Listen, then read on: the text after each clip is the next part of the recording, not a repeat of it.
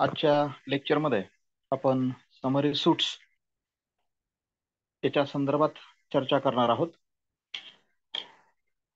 CPC मधील order 37 या order 37 मध्ये समरी प्रोसिजर म्हणजेच संक्षिप्त प्रक्रिया या संदर्भात बोलण्यात आलेलं आहे. आणि मग हे संक्षिप्त स्वरूपाचे असणारे जे काही दावे, ज्याला आपण समरी सूट्स असं म्हणतो, त्यांच्या संदर्भातली प्रक्रिया ही कशा पद्धतीने असते याची चर्चा ही आपण आजच्या लेक्चरमध्ये करतोय. मग त्या अनुषंगाने या समरी सूटच्या संदर्भात इंट्रोडक्टरी पार्ट सांगताना त्यामध्ये अशा काही गोष्टींचा उल्लेख करता येईल की order 37 rules 1 to 7 deals with the provision of summary procedure in certain suits. काही ठराविक दाव्यांमध्ये संक्षिप्त प्रक्रिया कशा पद्धतीने असावी या संदर्भात दिवाणी प्रक्रिया संहिता आदेश 37वा रूल नियम 1 ते 7 यांच्या माध्यमातून त्या संदर्भात सांगितलेली प्रक्रिया ही आपल्याला बघायला मिळते. So summary procedure is provided in suits based on negotiable instrument or where the plaintiff seek to recover debt or liquidated amount. मग ही समरी प्रोसिजर अशा कोणत्या गोष्टींच्या बाबतीमध्ये सांगितली, असे कोणते दावे आहेत की जे संक्षिप्त प्रक्रियेच्या माध्यमातून चालवले जातील, तर त्यामध्ये म्हटलं गेलं निगोशिएबल इन्स्ट्रुमेंट असतील की ज्याच्या माध्यमातून प्लेंटिफ हा कर्ज रिकवर करण्याचा प्रयत्न करतो, किंवा लिक्विडेटेड अमाऊंट, मग ठराविक स्वरूपाची जी काही अमाऊंट आहे जी निश्चित केली गेलेली आहे तर ती रिकवर करण्याचा प्रयत्न ज्या दाव्यांच्या माध्यमातून केला जातो त्या संबंधातली असणारी प्रक्रिया जी समरी प्रक्रिया किंवा संक्षिप्त प्रक्रिया म्हणून विचारात घेतली जाईल. In case of summary suit the defendant is not entitled as of right to defend the suit while he can do so in case of ordinary suit. Summary सूटमध्ये प्रतिवादी जो असतो तर त्याला डिफेंड करण्याचा राईट या समरी सूटमध्ये नसतो, जो ऑर्डिनरी सूटमध्ये सर्वसाधारण दाव्यांमध्ये प्रतिवादीला स्वतःचा बचाव करण्याचा अधिकार असतो, तसा अधिकार त्याला ह्या समरी सूटमध्ये बघायला मिळत नाही. या संदर्भात एक केस लॉ बघूया. Mechanic engineers versus basic equipment corporation AIR 1977 ESC 577. Court held that leave to defend the suit can be granted to the defendant unconditionally or upon such terms as may appear to the court or judge to be just. आता ह्या केसमध्ये जे म्हटलं की leave to defend the suit can be granted to the defendant unconditionally, म्हणजे आता defend करणार जर प्रतिवादीला अशा समरी सूटमध्ये स्वतःचा बचाव करायचा असेल किंवा त्याला जर त्याचं उत्तर, तर त्यासाठी हा त्याचा राईट नाही असं म्हटलं गेलं. मग त्याला कोर्टाच्या परवानगीने या प्रश्नाचं उत्तर देता येणं हे शक्य होऊ शकतं. आणि म्हणून leave to defend the suit can be granted to the defendant unconditionally or upon such terms as may appear to the court or जज टू बी जस्ट. मग त्या न्यायालयाला किंवा न्यायाधीशाला जर ते न्यायिक वाटलं तर अशा पद्धतीने त्या प्रतिवादीला जे आहे तर त्याचा बचाव करण्यासाठी किंवा त्याचं मत मांडण्यासाठी एक रिझनेबल ऑपॉर्च्युनिटी जी आहे ती दिली जाऊ शकते. हे 1977च्या केसमध्ये सांगितलेलं आपल्याला विचारात घ्यायचं. म्हणजे ऑर्डर 37चा ऑब्जेक्ट काय, कशासाठी ऑर्डर 37 अस्तित्वात आली, तर तो ऑब्जेक्ट सांगताना म्हटलं गेलं object of order 37 is to prevent any unreasonable obstruction on the part of the defendant who is not having cases against the plaintiff. आता उद्देश काय सांगितला गेला, to prevent any unreasonable obstruction, अनावश्यक स्वरूपाचं अडथळा किंवा delay on the part of the defendant who is not having case against the plaintiff, ज्या प्रतिवादीचा वादीच्या विरोधामध्ये कुठलंही म्हणजे हे नाहीये, वादमुद्दा नाहीये, आणि मग त्याने विनाकारण वादीला जे आहे ते अडकून ठेवू नये किंवा त्याला विनाकारण विलंब करू नये, आणि म्हणजे प्रतिवादीकडून वादीला हा विनाकारण विलंब होऊ नये किंवा अडथळा निर्माण होऊ नये, म्हणून ऑर्डर 37च्या माध्यमातून समरी सूट्सच्या संदर्भात तरतूद असली बघायला मिळते. तर object is also to dispose the case expeditiously. आणि मग आणखी दुसरा उद्देश काय सांगता येईल की जलद गतीनं, समरी सूट आहे म्हणजे संक्षिप्त स्वरूपाची प्रक्रिया, झटपट तिचा निकाल वगैरे लावणं, म्हणजे ती प्रक्रिया जलद गतीने चालवणं, हा एक दुसरा उद्देश या ऑर्डर 37चा जो आहे तो सांगता येईल. आता ऍक्च्युअल ऑर्डर 37 मधल्या तरतुदी काय आहेत त्याकडे आपण वळूया. की समरी प्रोसिजर ऑर्डर 37च्या अनुषंगाने rule first, courts and classes of suits to which the order is to apply. आता हा ऑर्डर 37 ज्यांना लागू व्हायचा ती न्यायालय आणि त्या दाव्यांचे वर्ग कोणते आहेत ते रूल 1 मध्ये सांगितले. त्या रूल 1 चा सब रूल 1 असं म्हणतो, this order shall apply to the following courts namely. मग ही ऑर्डर 37 जी आहे तर ती कोणत्या कोर्टांना लागू होईल? तर ते खाली सांगितलेले जे काही कोर्ट्स आहेत, 2 सब क्लॉज मध्ये सांगितलेले त्या कोर्टांना लागू होईल. सब क्लॉज ए मध्ये सांगितलं हाय कोर्ट्स, त्यानंतर city civil courts and courts of small causes. म्हणजे सब क्लॉज ए मध्ये तुम्हाला उच्च न्यायालय, त्यानंतर शहर दिवाणी न्यायालय सांगितलं, आणि नंतर कोर्ट्स ऑफ स्मॉल कॉजेस म्हणजेच लघुवाद न्यायालय. सब क्लॉज ए मध्ये हे असे 3 न्यायालय सांगितले, आणि सब क्लॉज बी मध्ये म्हटलं गेलं अदर कोर्ट्स म्हणजे इतर न्यायालय.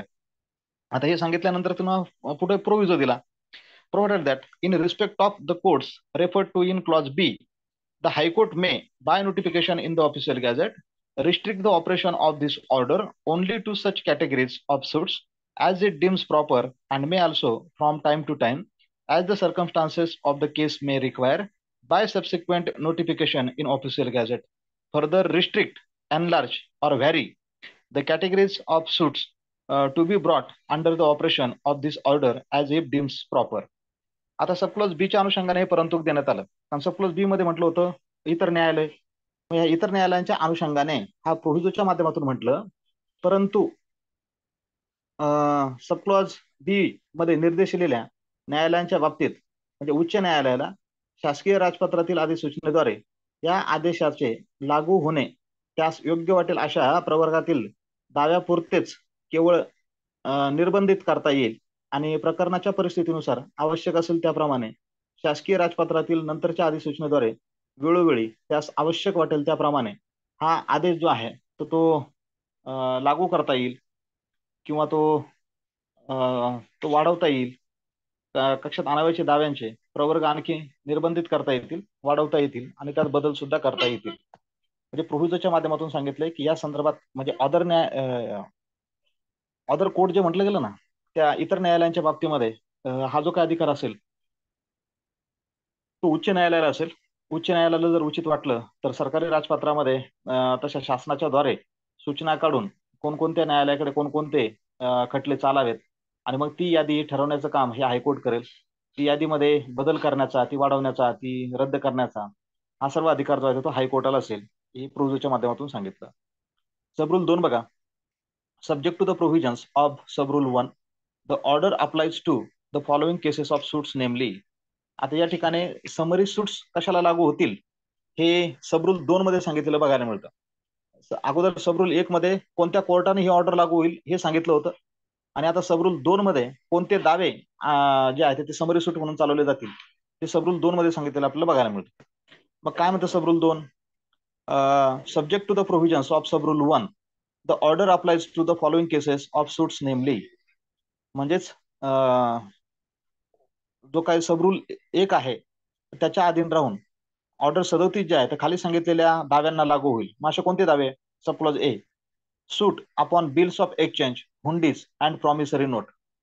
मग आता या सब क्लॉज ए मध्ये म्हटलं ते विनिमय पत्र असतील, हुंड्या असतील, किंवा वचन चिठ्ठ्या असतील, यांच्यावरील जे काही दावे आहेत त्यांना हे समरी सूट्स लागू होतील.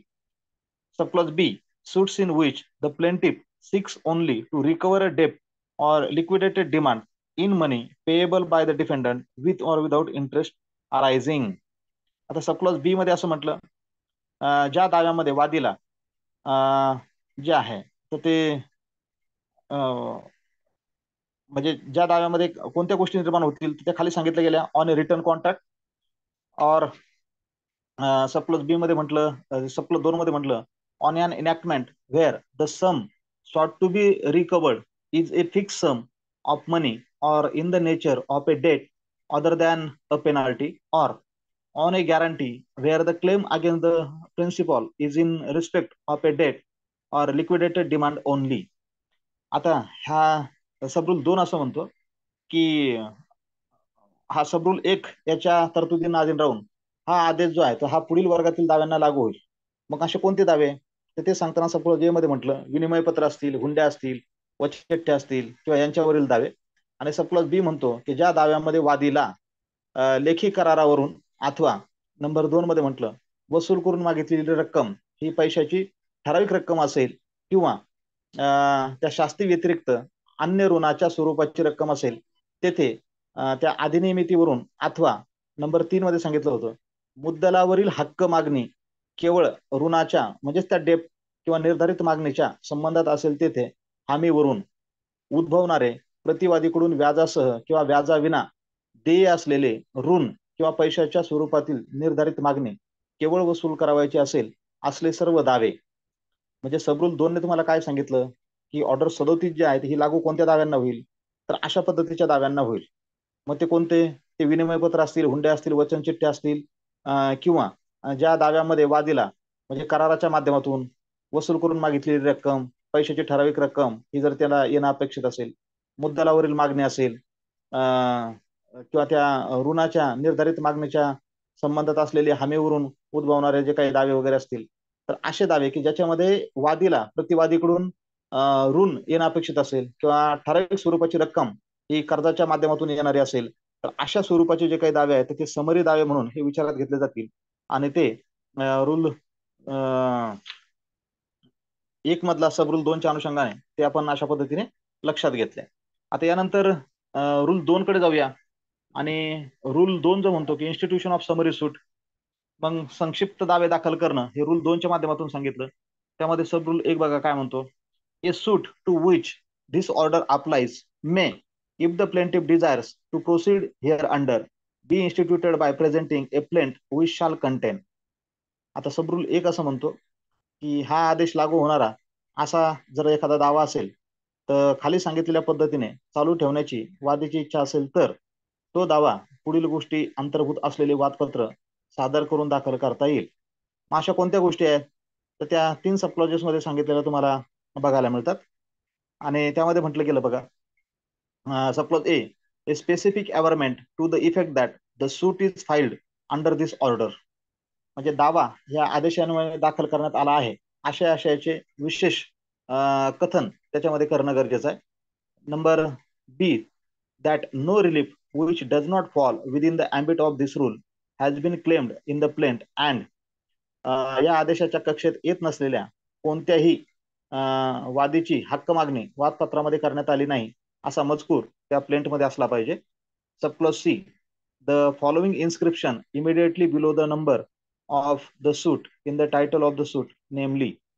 आता सब क्लॉज सीच्या माध्यमातून म्हटलं गेलं, दाव्याच्या शीर्षकामध्ये दाव्याच्या क्रमांकाच्या लगेच खाली पुढील जे आहे तो लेख असणं गरजेचं आहे. मग पुढील काय की दिवाणी प्रक्रिया संहिता 1908 आदेश 37 अन्वये अशा पद्धतीचा उल्लेख त्या ठिकाणी करणं गरजेचं आहे की under order 37 of the code of civil procedure 1908 असा उल्लेख जे आहे तो इमिडिएटली त्या दाव्याच्या खाली सांगितलेल्या गोष्टीच्या क्रमांकाच्या खाली तशा पद्धतीचा तो उल्लेख असला पाहिजे. हे ऑर्डर 37च्या रूल 2 सब रूल 1 मध्ये आपल्याला बघायला मिळतं. त्यानंतर सब रूल 2 बघा, the summons of the suit shall be in form number 4 in appendix b or in such other form as may from time to time be prescribe. आता सब रूल 2 असं म्हणतो की दाव्याचे जे काही समन्स असतील ते परिशिष्ट ब मधील नमुना क्रमांक 4 जो आहे मध्ये किंवा वेळोवेळी विहित करण्यात येईल अशा नमुन्यामध्ये असलं पाहिजे, हे सब रूल 2 ने सांगितलं. त्याच्यानंतर सब रूल 3 बघा की the defendant shall not defend the suit referred to in sub rule 1 unless he enters an appearance, and in default of his entering an appearance the allegations in the plaint shall be deemed to be admitted and the plaintiff shall be entitled to a decree for any sum not exceeding the sum mentioned in the summons together with interest at the rate specified if any up to the date of the decree and such sum for cost as may be determined by the High Court from time to time by rules made in that behalf and such decree may be executed forthwith. आता सबरूल 3च्या माध्यमातून म्हटलं, प्रतिवादीने उपस्थिती पत्र दाखल केलेले नसेल तर त्याला पोटनियम 1 मध्ये निर्देशिलेल्या दाव्यामध्ये बचाव करता येणार नाही आणि त्याने म्हणजे त्याचं अटेंडन्स पत्र दाखल करण्यात कसूर केल्यास त्या वादपत्रातील जे काही कथन आहे ते कबूल करण्यात आल्याचे मानण्यात येईल आणि समन्समध्ये नमूद केलेल्या रकमेपेक्षा अधिक नसेल अशी कोणतीही रक्कम व तिच्याबरोबर कोणताही दर हा विनिर्दिष्ट करण्यात आलेला असल्यास त्या दराने हुकुमनाम्याच्या दिनांकापर्यंतचे व्याज व उच्च न्यायालय त्या संबंधात करण्यात आलेल्या नियमांनुसार वेळोवेळी ठरविल अशा खर्चाबद्दल द्यावयाची रक्कम यासाठी हुकुमनामा मिळवण्यास वादी जो आहे तो हक्कदार असेल आणि अशा हुकुमनाम्याची अंमलबजावणी ही ताबडतोब करता येईल. हे फोर्थविथ जे म्हटलं ना तर त्याचा अर्थ होतो ताबडतोब. तर ऑर्डर 37चा रूल 2 सब रूल 3 मध्ये अशा पद्धतीची तरतूद असलेली तुम्हाला ती बघायला मिळतं. आता याच्यानंतर आपण रूल 3 कडे जाऊया. 37चा rule 3 procedure for the appearance of defendant, म्हणजे प्रतिवादीच्या उपस्थितीसाठीची कार्यपद्धती काय आहे.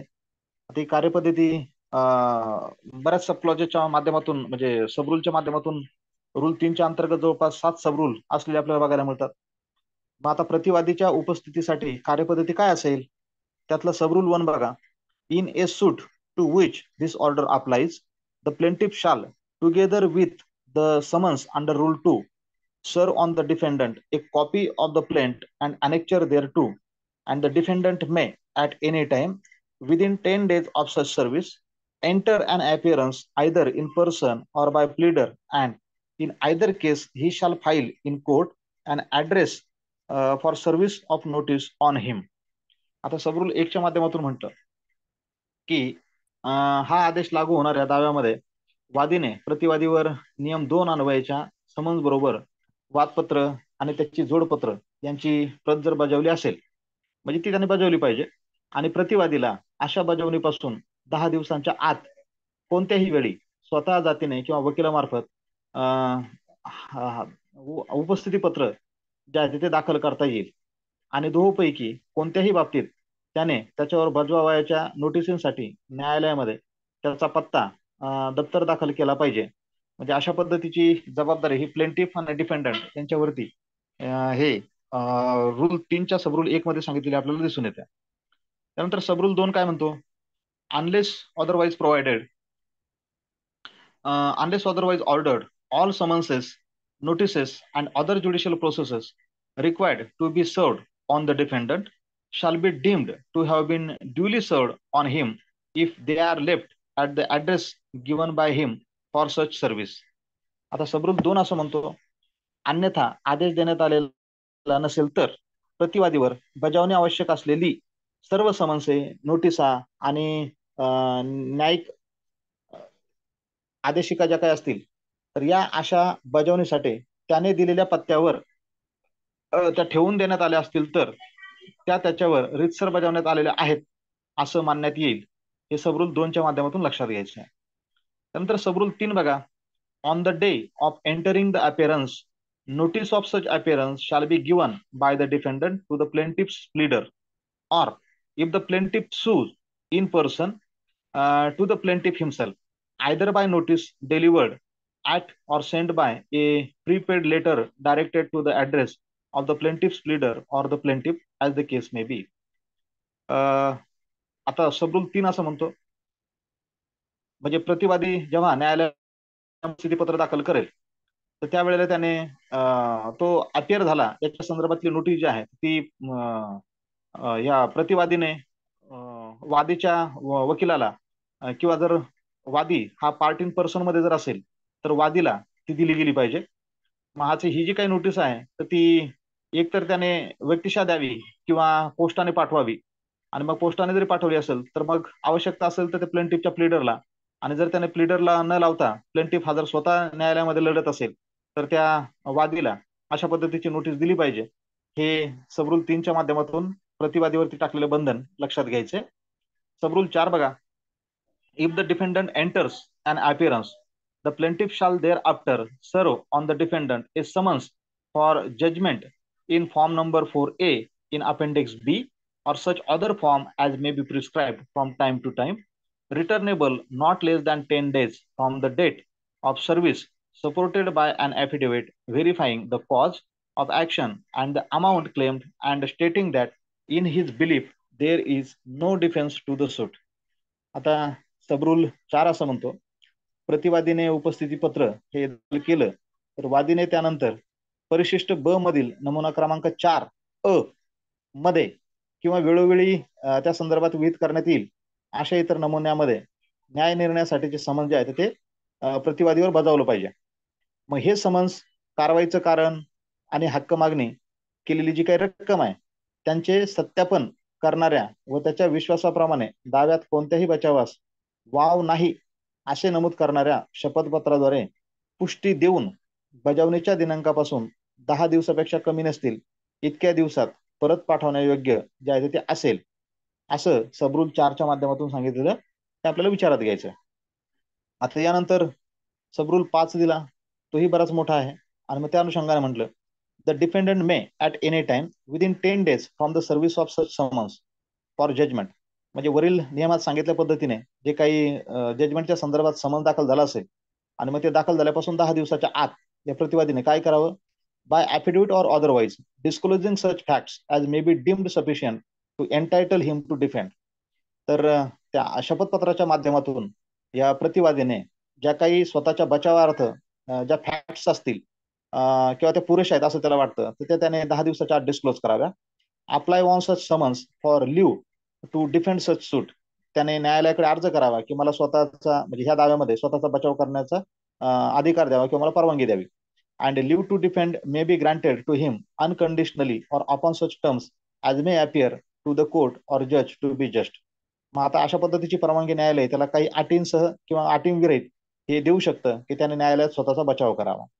आता हे सांगितल्यानंतर पुन्हा प्रोव्हिजो दिला आणि प्रोव्हिजोच्या माध्यमातून म्हटलं, provided that leave to defend shall not be refuse unless the court is satisfied that the facts disclose by the defendant do not indicate that he has a substantial defence to raise or that the defence intended to be put up by the defendant is frivolous or vexatious. आता न्यायालय डिफेंडंटला स्वतःचा बचाव करण्यासाठी जी काही परवानगी देईल तर ती परवानगी न्यायालय नाकारू शकतं का?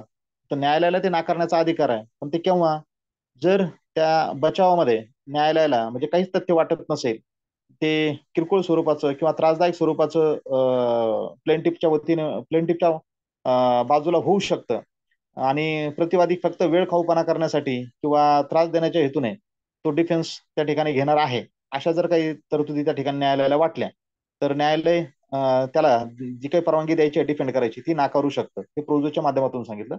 पुन्हा पुढे एक प्रोव्हिजो दिला, provided further that where a part of the amount claimed by the plaintiff is admitted by the defendant to be due from him, leave to defend the suit shall not be granted unless the amount so admitted to be due is deposited by the defendant in court.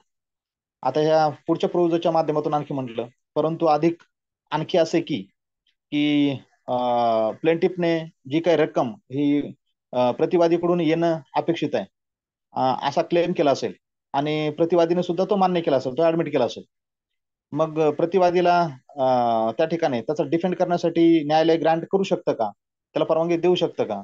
तर ह्या प्रोव्हिजोच्या माध्यमातून म्हटलं, जोपर्यंत ती रक्कम ही न्यायालयामध्ये तो प्रतिवादी डिपॉझिट करत नाही तोपर्यंत त्याला डिफेंड करण्याचा अधिकार किंवा परवानगी ही न्यायालय देणार नाही. हे सबरूल 5च्या माध्यमातून जे आहे ते लक्षात घ्यायचं आहे.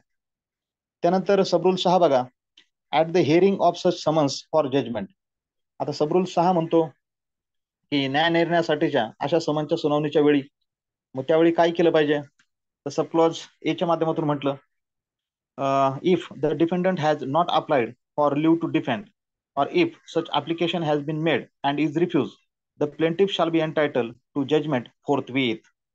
आता म्हणजे हिअरिंग झाली आणि जजमेंटच्या वेळेला जे काही म्हणजे न्याय निर्णयासाठीच्या समन्सच्या सुनावणीच्या वेळी काय केलं जाऊ शकतं, तर सप्लाय याच्या माध्यमातून म्हटलं की डिफेंडंटने न्यायालयाकडून डिफेंड करण्यासाठी परवानगीच मागितलेली नसेल किंवा त्याने परवानगी मागितली न्यायालयाने ती जर नाकारली असेल, तर अशा वेळेला जो काही प्लेंटिफ आहे तर तो जजमेंट ताबडतोब व्हावं यासाठी जो आहे तो हक्कदार असेल किंवा त्याला वादीला ताबडतोब न्याय निर्णय मिळवण्याचा हक्क असेल, अशा पद्धतीची परिस्थिती त्या ठिकाणी होऊ शकते. किंवा sub clause B, if the defendant is permitted to defend as to the whole or any part of the claim, the court or judge may direct him to give such security and within such time as may be fixed by the court or judge, and that on failure to give such security within the time specified by the court or judge or to carry out such other directions as may have been given by the court or judge,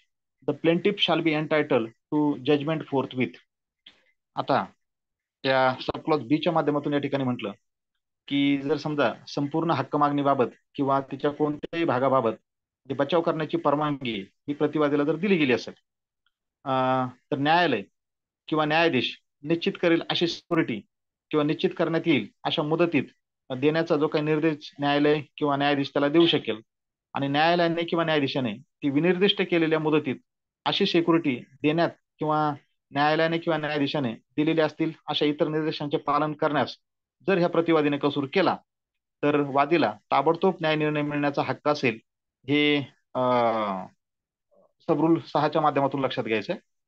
आणि त्या rule 3 मधला शेवटचा सबरूल 7, the court or जज may for sufficient cause shown by the defendant excuse the delay of the defendant in entering an appearance or in applying for leave to defend the suit. Subrule 7च्या माध्यमातून म्हटलं, प्रतिवादीने दाखवलेल्या पुरेशा कारणासाठी न्यायालयाला किंवा न्यायाधीशाला उपस्थिती पत्र दाखल करण्यात किंवा दाव्यात बचाव करण्याची परवानगी मिळण्यासाठी अर्ज करण्यात आलेला जो काही विलंब आहे तो विलंब माफ करता येईल. म्हणजे प्रतिवादीला वादीने जे काही समन्स दिला असेल त्या समन्सच्या 10 दिल्यापासून म्हणजे रिसिव्ह झाल्यापासून 10 दिवसाच्या आत बचावासाठी अपिअर होणं अपेक्षित आहे. पण कोणत्याही कारणाने जर त्याला विलंब झाला असेल आणि तो विलंब जर त्याने न्यायालयाच्या निदर्शनास आणून दिला आणि न्यायालयाला जर तो सफिशियंट वाटला, तर न्यायालय त्याला त्या ठिकाणी कंडोनेशन ऑफ डिले जे आहे ते करू शकतं. हे सबरूल 7च्या माध्यमातून लक्षात घ्यायचं. आता ऑर्डर 37चा रूल 4 जो आहे त्याच्याकडे आपण जाऊया. रूल 4 मध्ये म्हटलं गेलं, power to set aside decree. मग हुकुमनामा रद्द करण्याचा अधिकार जो आहे, सेट असाइड करणं म्हणजे रद्द करणं थोडक्यात. मग power to set aside decree, हुकुमनामा रद्द करण्याचा अधिकार. रूल 4 त्या संदर्भात बोलताना म्हणतो, after decree the court may under special circumstances set aside the decree and if necessary stay or set aside execution and may give leave to the defendant to appear to the summons and to defend the suit if it seems reasonable to the court so to do and on such terms as the court thinks fit. तर नियम 4 असं म्हणतो तुम्हाला, तो हुकुमनामा दिल्यानंतर म्हणजे न्यायालयाला जर काही विशेष परिस्थितीत तो रद्द करता येईल आणि आवश्यक असल्यास त्याची अंमलबजावणी स्थगित किंवा रद्द करता येईल, आणि प्रतिवादीला समन्स मिळाल्यावरून उपस्थित राहण्याची व दाव्यात बचाव देण्याची परवानगी देणं हे न्यायालयाला उचित वाटल्यास न्यायालयाला त्यास योग्य वाटतील अशा अटीवर तसं करता येईल. हे रूल 4च्या माध्यमातून आपल्याला लक्षात घ्यायचं आहे. यानंतर नियम 5 बघा, power to order bill etcetera to be deposited with officer of court. Rule 5 मध्ये सांगितलं गेलं.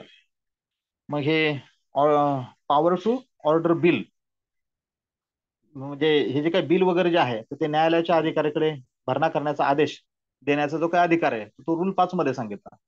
In any proceeding under this order the court may order the bill, hundi or note on which the suit is founded to be forthwith deposited with an officer of the court and may further order that all proceeding shall be stayed until the plaintiff gives security for the cost thereof.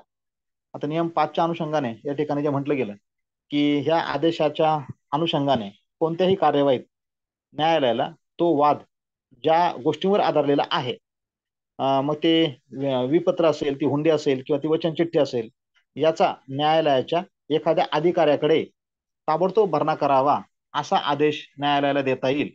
आणि वादी सर्व कार्यवाहीच्या खर्चासाठी security देईपर्यंत ती कार्यवाही जी आहे ती स्थगित करण्यात आली असं समजलं जाईल. असा आणखी आदेश देण्याचा अधिकार जो आहे तो न्यायालयाला असेल. ही रूल 5च्या माध्यमातून लक्षात घ्यायचं आहे. यानंतर रूल 6 आणि 7 हे शेवटचे 2 रूल या ऑर्डर 37 मधले विचारात घ्यायचे. रूल 6 बघा, recovery of cost of noting non acceptance of dishonoured bill or note. Rule 6च्या माध्यमातून हे सांगताना या ठिकाणी म्हणलं की अवमानलेले जे काही विपत्र असतील किंवा ती चिठ्ठी असेल यांच्या अस्वीकाराची आधी टिप्पणी करण्याच्या खर्चाची वसुली करणं हे नियम 6च्या माध्यमातून सांगितलं. मग त्यामध्ये जो नियम 6 जे म्हणतो, the holder of every dishonoured bill, exchange or promissory notes shall have the same remedies for the recovery of the expenses incurred in noting the same for non-acceptance or non-payment or otherwise by reason of such dishonor as he has under this order for the recovery of the amount of such bill or note. Rule 6 तुम्हाला असं जे म्हणतो की ज्या नाकारल्या गेल्यात म्हणजे अवमानलेल्या प्रत्येक विपत्राच्या आणि वचन चिठ्ठीच्या धारण करणाऱ्याला अशा विपत्राच्या किंवा वचन चिठ्ठीच्या रकमेच्या वसुलीसाठी या नियमानुसार जे उपाय योजण्याचा अधिकार आहे तेच उपाय योजण्याचा अधिकार अशा अवमान्यामुळे त्या विपत्राचा किंवा चिठ्ठीचा अस्वीकार झाल्याबद्दल किंवा प्रदान न झाल्याबद्दल किंवा अन्य काही गोष्टी झाल्याबद्दल त्याबाबत आधी टिप्पणी करण्यासाठी खर्चाची वसुली तो करण्यासाठी असेल अशा पद्धतीने त्याचा अर्थ जो आहे तो लावला जाईल. हा रूल 6च्या अनुषंगाने लक्षात घ्यायचा. त्यानंतर शेवटचा रूल 7 जो आहे तो म्हणतो प्रोसिजर इन सूट्स. मग ही प्रक्रिया काय असते म्हणजे दाव्यामधील कार्यपद्धती काय असेल ते सांगताना म्हटलं save as provided by this order the procedure in suits hereunder shall be the same as the procedure in suit instituted in the ordinary manner. म्हणजे ह्या आदेशान्वये तरतूद करण्यात आली असेल त्या व्यतिरिक्त या खालील दाव्यामधील कार्यपद्धती ही सर्वसाधारण रीतीने सुरू करण्यात आलेल्या दाव्यामधील कार्यपद्धतीप्रमाणेच असेल असा त्याचा अर्थ जो आहे तो घेतला जाईल. तर या ठिकाणी ही चर्चा करत असताना आपण हे समरी सूट किंवा समरी प्रोसिजर जे आहे ही विचारात घेतली. आता यानंतर एक फरक जो आहे तो थोडक्यात समजून घेऊया. समरी सूट आणि ऑर्डिनरी सूट यांच्यामध्ये काय फरक आहे हा या ठिकाणी आपण लक्षात घेऊया आणि मग हे जे काही प्रकरण आहे तर ते या लेक्चरच्या माध्यमातून आपल्याला थांबवता येईल. आता बघा ह्या ठिकाणी हा जो काही डिफरन्स आहे difference between summary suit and ordinary suit मग हा दोन्हीमध्ये काय फरक आहे तर दोन्हीमध्ये फरक आपल्याला त्या तक्त्याच्या माध्यमातून बघता येईल. डाव्या बाजूला समरी सूट आहे आणि उजव्या बाजूला ऑर्डिनरी सूट आहे. मग हा काय काय फरक आहे तर समरी सूट मध्ये पहिला फरकाचा मुद्दा in case of summary suit the defendant is not entitle to defend the suit except with the leave of the court. आता समरी सूटच्या बाबतीमध्ये म्हटलं गेलं की समरी सूट मध्ये जो आहे की डिफेंडंट जो आहे तर डिफेंडंट हा एंटायटल नाही to defend the suit except with the leave of the court. कोर्टाच्या परवानगीशिवाय प्रतिवादीला त्याचा बचाव करता येणार नाही. समरी सूट मध्ये प्रतिवादीला कोर्टाच्या परवानगीशिवाय त्याचा बचाव करता येणार नाही. मग ऑर्डिनरी सूट मध्ये काय परिस्थिती आहे so defendant is entitle to defend the suit as of right. तर सर्वसाधारण दाव्यांमध्ये प्रतिवादीला त्याचा बचाव करणं हा त्याचा अधिकार आहे पण तो समरी सूटमध्ये नाही जोपर्यंत न्यायालयाची परवानगी ते घेत नाही. दुसरा फरक बघा समरी सूटमध्ये in summary suit decree can be set aside under special circumstances. Summary सूटमध्ये डिक्री जी आहे तर विशेष बाब म्हणून किंवा स्पेशल सर्कमस्टान्सेस विशेष परिस्थितीमध्ये जी आहे ती रद्द केली जाऊ शकते. ऑर्डिनरी सूटमध्ये काय परिस्थिती आहे in case of ordinary suit decree can not be set aside by the trial court except on review. Ordinary सूटमध्ये डिक्री ही सेट असाइड केली जात नाही तर केवळ पुनर्विलोकन जे आहे त्या पुनर्विलोकनामध्येच ती सेट असाइड केली जाऊ शकते अन्यथा ती सेट असाइड केली जात नाही. या संदर्भातला तिसरा फरक लक्षात घेता येईल की summary suit can be filed only with reference to the classes of suit mentioned in order 37 rule 1. Summary सूटमध्ये जे आहेत ते हे समरी सूट किंवा संक्षिप्त दावे म्हणजे कोणत्या प्रकरणांच्या संदर्भात दाखल केले जाऊ शकतात हे सांगताना म्हटलं गेलं ऑर्डर 37 रूल 1 मध्ये सांगितली गेलेली जी काही प्रकरणं आहे तर तीच प्रकरणं फक्त समरी सूट म्हणून दाखल केली जाऊ शकतात त्या व्यतिरिक्त दुसरे नाहीत. ऑर्डिनरी सूटच्या बाबतीत काय म्हटलं ordinary suit can be filed for any purpose provided that it is permitted by the law there is no category given by the law. Ordinary suit जो आहे तर तो कोणत्याही पर्पजसाठी वगैरे जो आहे तो असू शकतो फक्त तो कायद्याने त्याला परवानगी दिलेली असावी. So there is no category as such given by the law. Ordinary सूटच्या संदर्भात कोणतीच कॅटेगरी जी आहे तर ही दिली गेलेली नाही हे आपल्याला या ठिकाणी बघायला मिळतं. तर आजच्या लेक्चरमध्ये आपण या ठिकाणी हे समरी सूट काय आहे त्या संदर्भातली प्रोसिजर ऑर्डर 37 मध्ये कशा पद्धतीने सांगितली याची चर्चा या ठिकाणी केली. आज संडे आहे आणि मला वाटतं लेक्चर करायला काही लोकांना वेळ नाहीये. ठीक आहे तरी आपलं रेकॉर्ड होत आहे आता एकटी आणि तूच आहेस फक्त चालेल. आणखी आपल्याकडे एक 10-12 मिनिटं आहेत तर म्हणजे साधारणतः आणखी 23 मिनिटं आहेत त्यामध्ये आणखी एक दुसरा प्रश्न घेऊन तो मुद्दा जो आहे तो आपण संपून घेऊया कॅवेटच्या संदर्भातला.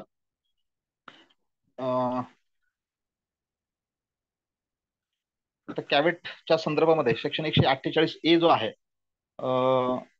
ही एक तरतूद जी आहे की ज्याला सावधपत्र म्हटलं जातं. कॅवेट म्हणजे सावधानपत्र असा त्याचा अर्थ जो आहे तो त्या ठिकाणी घेतला जातो. मग हे सावधपत्र म्हणजे नेमकं काय, त्या अनुषंगाने आपण अगोदर सेक्शन 148 कडे जाण्याचा प्रयत्न करूया.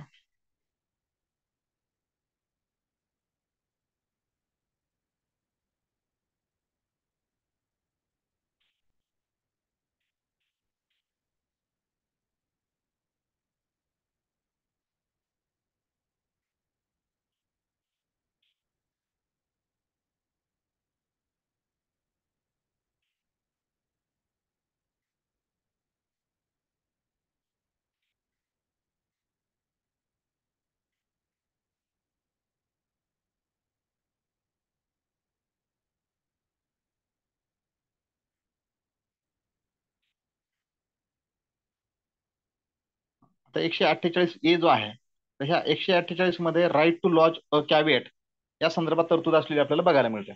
मग कॅव्हिएट म्हणजे नेमकं काय, तर 148 ने म्हटलं सावधान पत्र दाखल करण्याचा अधिकार. मग आता हे कदाचित शॉर्ट नोट वगैरे विचारले जाऊ शकते परीक्षेमध्ये, त्या संदर्भात थोडक्यात चर्चा करूया. मग त्याचा इंट्रोडक्टरी पार्ट म्हणून आपल्याला काही गोष्टी विचारात घेता येतील.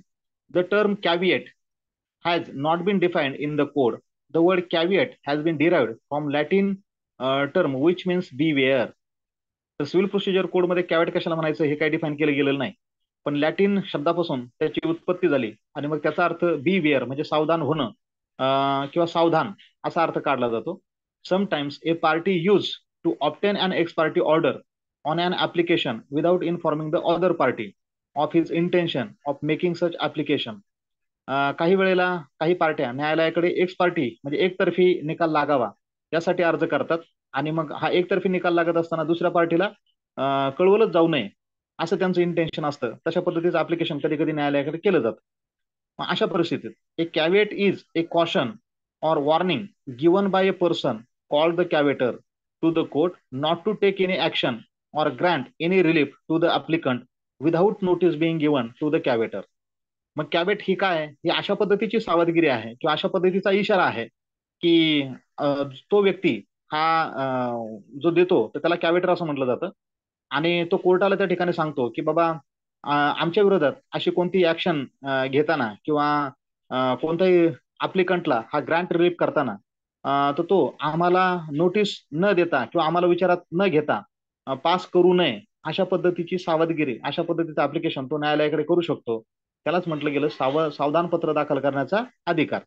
म्हणजे केव्हा, ज्या वेळेला एखादी पार्टी न्यायालयाकडे एकतर्फी निकाल लागावा यासाठी प्रयत्न करते आणि एकतर्फी निकाल लागत असताना विरोधी पार्टीला त्याची कल्पना, त्याची भनकच लागू नये अशा पद्धतीचा प्रयत्न असेल तर त्यावेळेला मग हा दुसरा जो प्रतिवादी वगैरे आहे किंवा दुसरा जो व्यक्ती आहे तो न्यायालयाला काय करू शकतो, सावधगिरीचा इशारा बाळगून न्यायालयाला अर्ज करू शकतो की अप्लिकंटने केलेला जो काही अर्ज आहे त्याला रिलीफ देत असताना किंवा त्याला तो ग्रँट करत असताना आम्हाला नोटीस न देता किंवा आम्हाला विचारात न घेताना तो ग्रँट करू नये.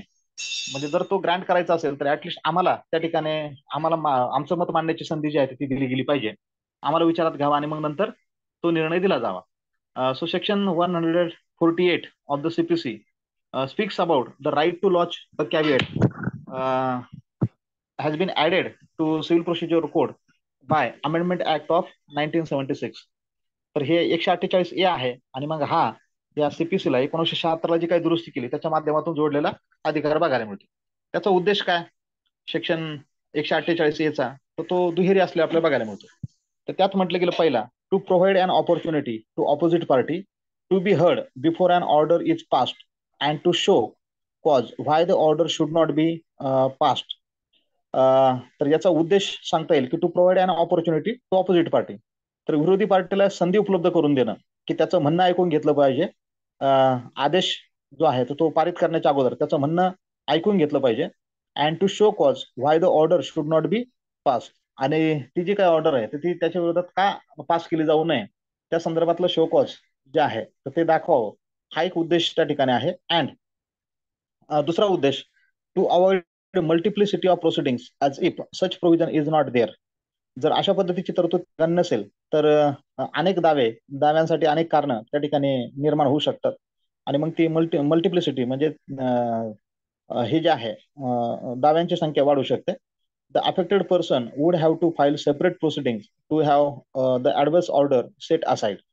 आणि मग ही जर तरतूद नसली तर त्या ठिकाणी ज्याच्या विरोधात निकाल जाणार आहे तो पुन्हा दुसरा दावा दाखल करेल.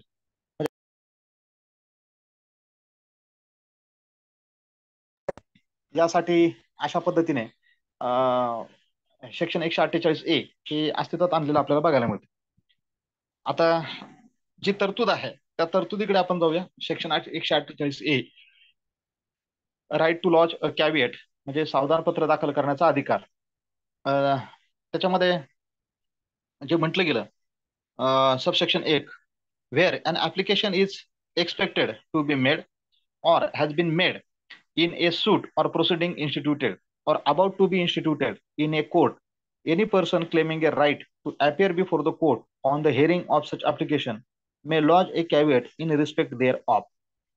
म्हणजे न्यायालयात दाखल केलेल्या किंवा दाखल करावयाचा असलेला एखाद्या दाव्यामध्ये किंवा कार्यवाहीमध्ये अर्ज केला जाणं अपेक्षित असेल किंवा असा दावा करण्यात आला असेल त्या बाबतीत अशा अर्जाची सुनावणी होण्याच्या वेळी न्यायालयासमोर उपस्थित राहण्याचा अधिकार सांगणाऱ्या कोणत्याही व्यक्तीला त्या संबंधात सावधान पत्र दाखल करता येईल. म्हणजे कोण दाखल करू शकतं तर असा व्यक्ती हे सावधान पत्र जे आहे ते दाखल करू शकतो. Subsection 2, where a caveat has been lodged under subsection 1, the person by whom the caveat has been lodged hereinafter referred to as the caveator shall serve a notice of the caveat by registered post, acknowledgement due on the person by whom the application has been or is expected to be made under subsection 1. आता subsection 2 असं म्हणतो की subsection 1 च्या खाली section 1 खाली जर सावधान पत्र हे दाखल करण्यात आलं असेल त्या बाबतीत ज्या व्यक्तीने सावधान पत्र दाखल केलं असेल त्या व्यक्तीला की ज्याचा यापुढे उल्लेख हा सावधान पत्र करता म्हणून करण्यात आला असेल तर पोट कलम 1 खाली ज्या व्यक्तीने अर्ज केला असेल किंवा ज्याच्याकडून अर्ज येणं अपेक्षित असेल अशा व्यक्तीवर रजिस्टर्ड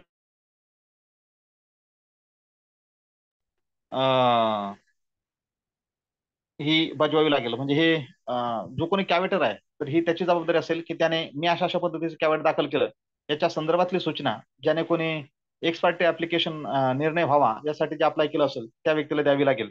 हे सबसेक्शन 2 च्या माध्यमातून लक्षात घ्यायचंय. त्यानंतर subsection 3, where after a caveat has been lodged under subsection 1, any application is filed in any suit or proceeding, the court shall serve a notice of the application on the caveator. आता subsection 3 म्हणतो की subsection 1 खाली सावधान पत्र दाखल करण्यात आल्यानंतर कोणत्याही दाव्यामध्ये किंवा कार्यवाहीमध्ये कोणताही अर्ज दाखल करण्यात आला तर त्या बाबतीत न्यायालयाने सावधान पत्रकर्त्यावर अर्जाची नोटीस जी आहे ती बजावली पाहिजे. म्हणजे आता ही कोर्टाची जबाबदारी असेल की कॅवेट दाखल केल्यानंतर त्या प्रकरणामध्ये कोणताही जर अर्ज आला तर त्या संदर्भातली सूचना जी आहे तर ती याला वादी म्हणजे कॅवेटरला दिली गेली पाहिजे. सबसेक्शन 4 बघा आता, where notice of any caveat has been served on the applicant, he shall forthwith furnish the caveator at the caveator's expenses with a copy of the application made by him and also with copies of any paper or document which has been or may be filed by him in support of the application.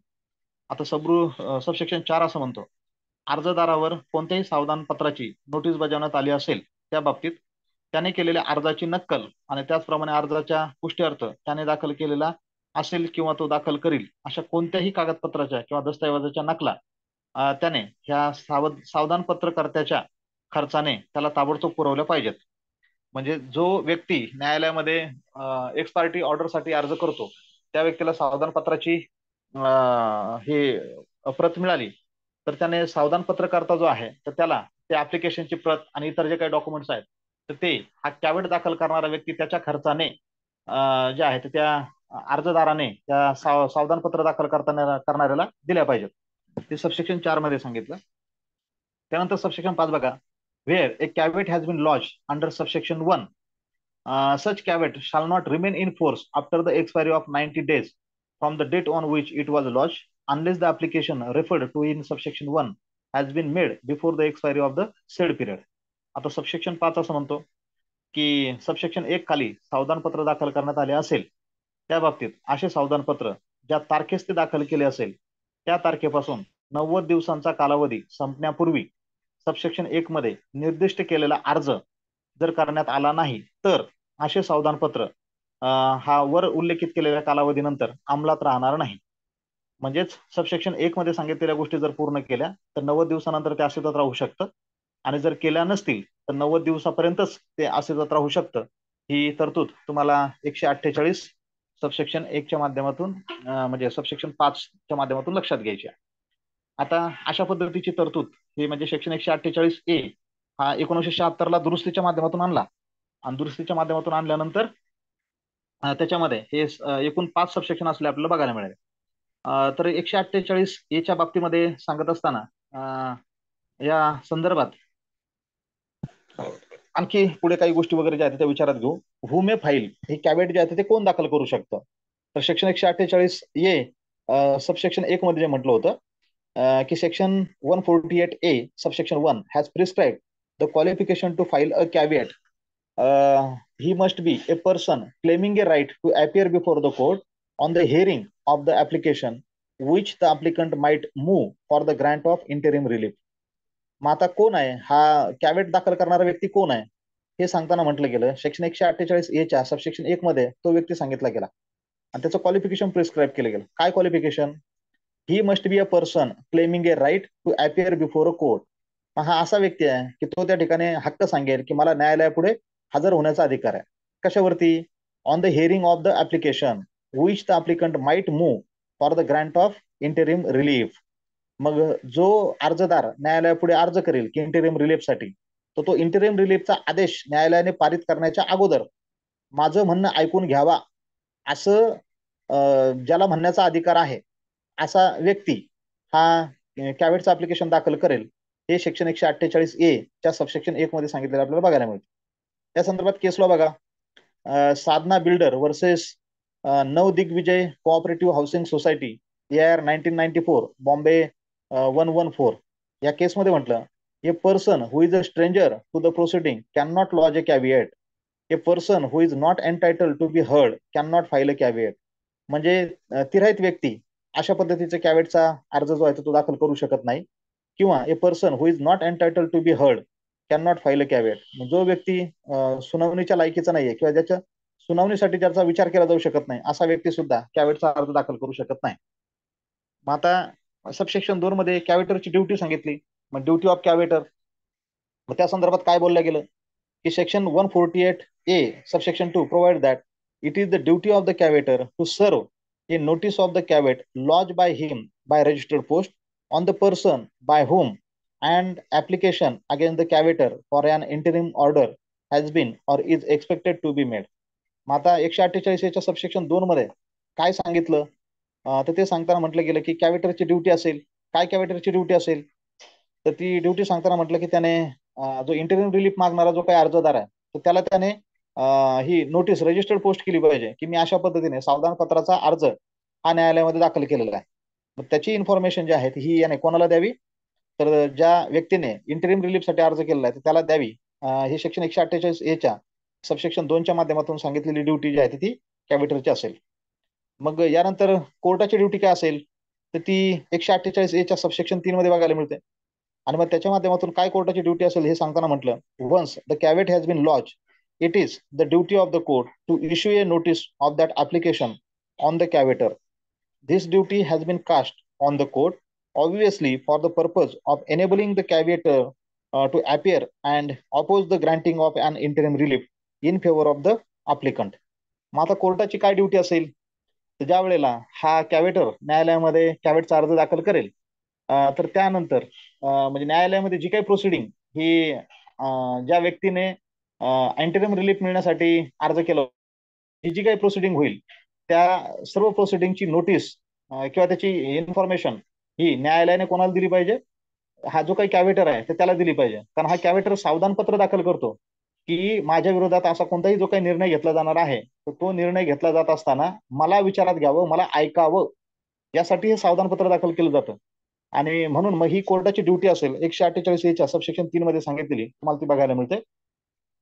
त्या संदर्भात case law विचारात घेऊया. एक Siddhalingappa versus Veeranna AR 1981, Karnataka 240.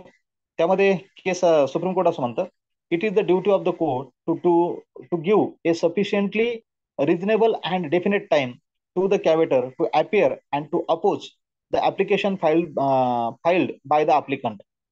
तर हे अशा पद्धतीने हे न्यायालयाचं कर्तव्य असेल की न्यायालयाने रिझनेबल आणि डेफिनेट म्हणजे एक पुरेसा आणि निश्चित स्वरूपाचा वेळ जो आहे तो सावधान पत्रकर्त्याला जे आहे तो दिला गेला पाहिजे, की ज्याच्या माध्यमातून हा सावधान पत्रकर्ता हा न्यायालयामध्ये हजर होईल आणि जे काही इंटरिम रिलीफसाठी अर्जदाराने अर्ज केलेला आहे तर त्याला तो त्या ठिकाणी विरोध करू शकतो किंवा ऑपोज जो आहे तो करू शकतो. एवढा पुरेसा वेळ हा त्याला दिला गेला पाहिजे, म्हणजे ही न्यायालयाची ड्युटी असेल. आणि यानंतर duty of applicant section 148A subsection 4 मध्ये सांगितलं. मग हा अप्लिकंट म्हणजे कोण? जो इंटरिम रिलीफ मागतो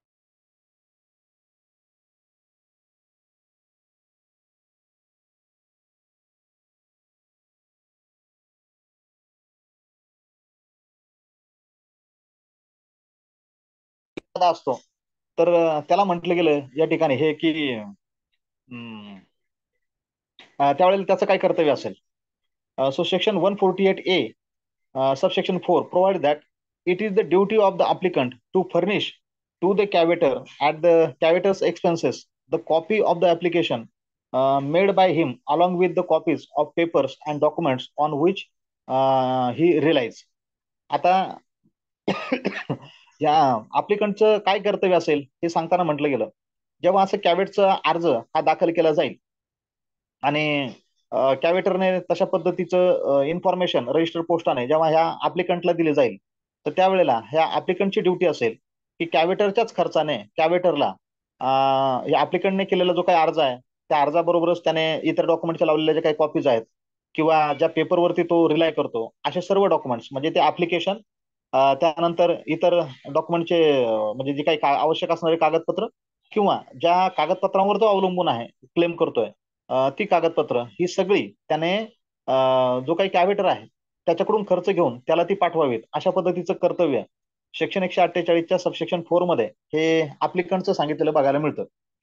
तर या ठिकाणी आपण या ड्युटीज म्हणजे अगोदर सुरुवातीला लक्षात घेतलं की हु मे फाईल कॅवेट, त्यानंतर ड्युटी ऑफ कॅवेटर काय असेल, ड्युटी ऑफ कोर्ट काय असेल आणि नंतर ड्युटी ऑफ अप्लिकंट काय असेल, या बाबी या ठिकाणी विचारात घेतल्या. तर ड्युटी ऑफ अप्लिकंटच्या संदर्भात हे केसला बघायला मिळते. Sitaiah versus government of Andhra Pradesh AR 1983, Andhra Pradesh 443. त्या केसमध्ये सुप्रीम कोर्ट असं म्हणलं, it is obligatory for the applicant to serve his application along with all copies and documents filed on intended to be filed in support of his application to the cavator. आता या ठिकाणी म्हटलं it is obligatory for the applicant. Obligatory म्हणजे ती त्याची जबाबदारी असेल. कशाच्या संदर्भात? त्याने जे काही ऍप्लिकेशन केलेलं आहे along with copies and documents filed on intended to be filed in support of his application. त्याने न्यायालयामध्ये जो काही अर्ज केलेला आहे की एक्स पार्टी ऑर्डर होण्याच्या संदर्भात, मग तो अर्ज, त्या अर्जाबरोबर असणारे इतर अत्यावश्यक डॉक्युमेंट्स आणि ज्या डॉक्युमेंट्सवर तो रिलाय करतो आणि त्याच्या माध्यमातून रिलीफ मागतो असे सर्व डॉक्युमेंट्स त्याने कॅवेटरला जे आहे तर ते कॅवेटरच्या खर्चाने त्याला दिले पाहिजेत. अशा पद्धतीची ऑब्लिगेशन ही ऍप्लिकंटवर असते. हे 1983च्या केसमध्ये सुप्रीम कोर्टाने म्हटलेलं आपल्याला बघायला मिळतं. तर अशा पद्धतीने कॅवेट नेमकं काय आहे त्याची चर्चा आपल्याला या अनुषंगाने विचारात घेता येईल. तर आजच्या लेक्चरमध्ये आपण ह्या बाबी अशा पद्धतीने समजून घेण्याचा प्रयत्न केला. ऑर्डर 37 आपण लक्षात घेतली, समरी प्रोसिजर ज्याला आपण म्हणतो त्याच्या माध्यमातून 7 रूल बघितले. त्यानंतर सेक्शन 148A ज्याला कॅव्हेट असं म्हणतात, सावधान पत्र दाखल करण्याचा अधिकार, तो काय आहे तर तो शॉर्ट नोट म्हणून तो सुद्धा विचारात घेतला. शक्य झालं तर एक्झिक्युशन ऑफ डिक्रीच्या संदर्भात एक साधारणतः 1.5 तासाचं लेक्चर अपेक्षित आहे. जर वेळ मिळाला तर आज संध्याकाळी ते होईल, नाहीतर मग उद्या शक्य झालं तर बघूया.